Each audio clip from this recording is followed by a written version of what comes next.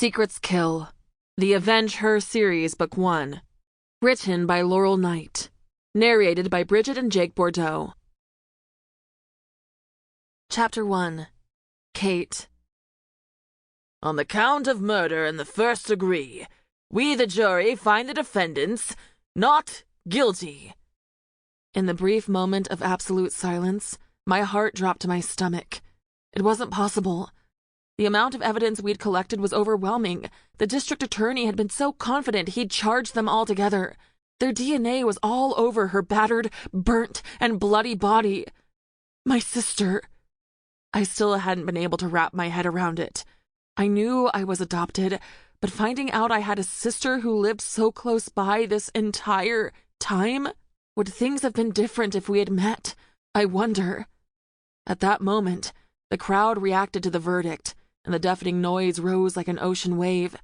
Behind me, wails of horror and despair as courtroom guests reacted.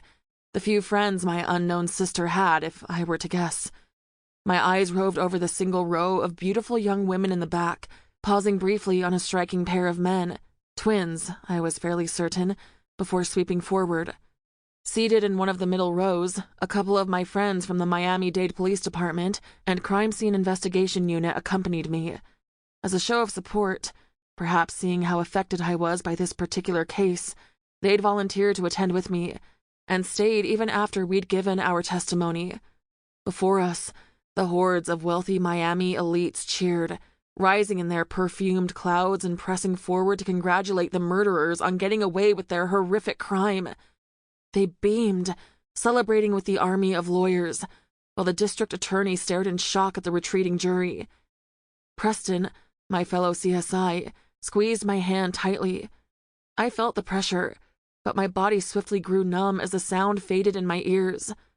I could see everyone was still there, exclaiming in either triumph or misery. I just couldn't hear it.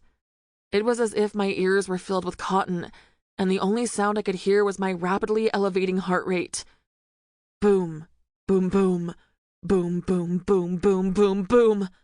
I glanced to my left, aware of the tension rolling off the lead detective on the case, Royce, sitting beside me. His entire body was tight, jaw tensed, hands fisted on his legs as if he were actively fighting the desire to rip the murderers to pieces with his own hands. How did this go so horribly wrong? It was practically an open and shut case. They had booked her as an escort for a private party, along with several other girls. They all converged on a ritzy hotel with the defendants, where they apparently had one hell of a party, and the girls Sample complete. Ready to continue?